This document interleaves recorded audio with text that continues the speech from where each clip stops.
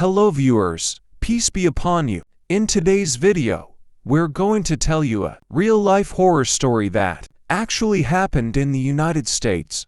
It's about a new family that moved into their new home, but soon, they began to experience paranormal activities like doors opening and closing on their own and strange noises in the night. Today, we'll uncover the full story behind this terrifying incident. So, without wasting any time, let's jump right into the video. And if you're new to our channel, don't forget to subscribe so you never miss any of our upcoming horror stories. There are haunted houses.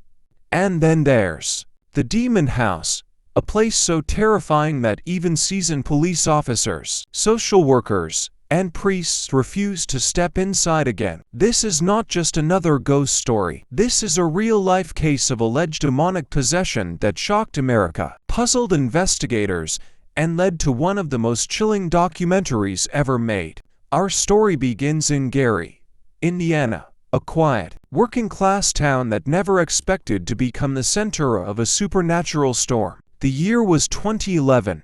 A woman named Latoya Ammons and her 3 children moved into a small, beige house on Carolina Street. It seemed like a normal home at first glance, simple, affordable, and in a friendly neighborhood. But what happened inside that house would become one of the most horrifying and well-documented haunting cases in modern history. Within days of moving in, strange things began to happen. At first, it was small, buzzing sounds, creaking floors, flickering lights. Then, shadows started to move on their own. Footsteps echoed in empty rooms. The family brushed it off as imagination, until something darker appeared. One night, Latoya saw a black, shadowy figure pacing around her living room. It was tall, human-shaped, but somehow wrong, like darkness itself had taken form. When she tried to pray, the air turned cold, and a growling sound filled the room. From that moment, the Ammons family's life became a nightmare. The children began to change. They would speak in strange, deep voices, unlike their own. Their eyes rolled back. They hissed, growled, and claimed to see monsters walking through the house. Latoya said that her youngest son would sometimes talk to an imaginary friend, a tall, dark man who told him he wanted to take him away. But the most terrifying event came one afternoon, when a visiting nurse and family member witnessed something impossible. One of the woes suddenly began to walk backward up a wall, his feet never slipping, his head hanging down, as if gravity no longer existed. The adults screamed. Everyone ran out of the room. The nurse later told police she had never seen anything like it. When news of the incident reached local authorities, they didn't dismiss it. In fact, they sent a state social worker, a police officer, and a reverend to investigate. What they found inside the demon house changed their lives forever. During the visit, the temperature dropped drastically, even though the heater was on. One officer's radio malfunctioned. Another's camera battery died instantly. The social worker felt an invisible force push her so hard she nearly fell. When the group checked the basement, they found a strange, oily substance dripping from the walls, and a dirt floor that looked as if it had been dug up and refilled. The Catholic Church was contacted soon after. Father Michael Maginot, a local priest, agreed to meet the family. He believed they might be suffering from something spiritual, possibly demonic. After interviewing the children and Latoya, he concluded that an exorcism might be necessary. The Vatican itself approved his request, something extremely rare in the United States. Father Maginot performed multiple blessings and minor exorcisms in the house. He said that as he prayed, the lights flickered violently, the house shook, and Latoya's body began to convulse. During one session, he claimed to feel an invisible hand pressing against his chest, making it hard to breathe. Despite his efforts, the strange phenomena continued. Word of the haunting spread quickly. Local media dubbed it the 200 Demons House, based on reports that hundreds of evil entities were inhabiting the property. Skeptics, however, called it mass hysteria, suggesting that stress, fear, or even carbon monoxide poisoning could have caused hallucinations, that there was too much official documentation for people to ignore. Police reports, Department of Child Services files, and hospital records all supported the family's claims that something truly unexplainable was happening. The story caught the attention of Zach Bagans, host of the popular paranormal show Ghost Adventures. In 2014, Bagans purchased the house sight unseen after hearing about its terrifying reputation. What followed became the basis for his 2018 documentary, The Demon House.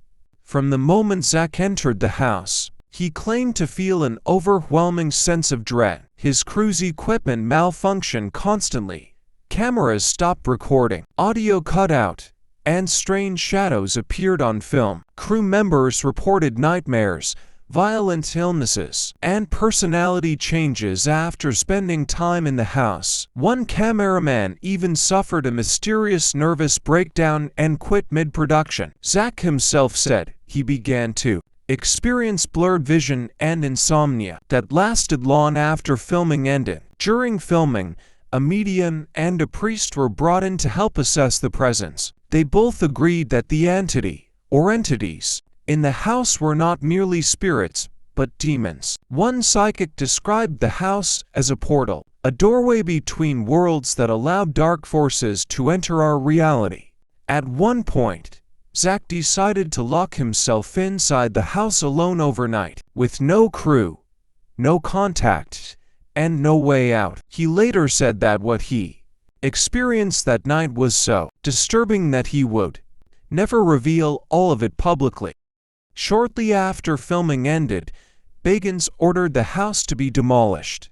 He claimed that the evil within it was too powerful to remain standing. However, before demolition, he saved several pieces of the structure, including parts of the staircase and basement dirt, which he now keeps sealed in his haunted museum in Las Vegas.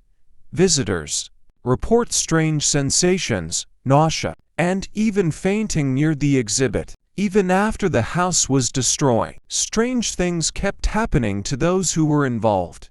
Latoya Ammons and her children moved far away, refusing to ever speak publicly again. Father Maginot continued his priestly duties, but admitted he was never the same. Zach Bagans said that the events in Gary, Indiana still haunt him to this day. Skeptics continued to debate the case. Some say the whole thing was exaggerated or even fabricated for fame. Others point to the official documents, medical reports, and police testimonies as undeniable proof that something supernatural occurred. The truth, it seems, lies somewhere between faith and fear. What makes the Demon House story so unique is the level of official involvement. Police, doctors, social workers, and priests, all unrelated to each other, experienced strange phenomena in the same place. It wasn't just one family's word against the world. It was a community caught in a nightmare that refused to end.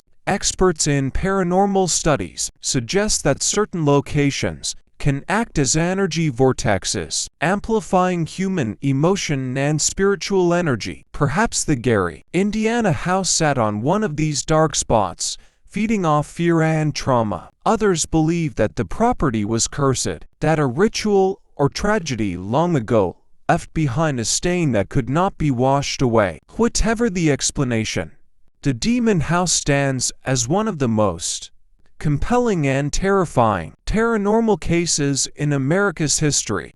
It challenges science, faith, and our understanding of reality itself. Was it truly a gateway to hell, or a psychological storm that consumed everyone who entered? In the end, the house may be gone, its wood turned to dust, its foundation buried under grass, but the legend remains. People still visit the empty lot on Carolina Street, claiming to feel uneasy or hear whispers carried by the wind. Some say that when you stand there at night, you can still hear the faint sound of children laughing, and something darker breathing behind you, because maybe just maybe, some houses never die.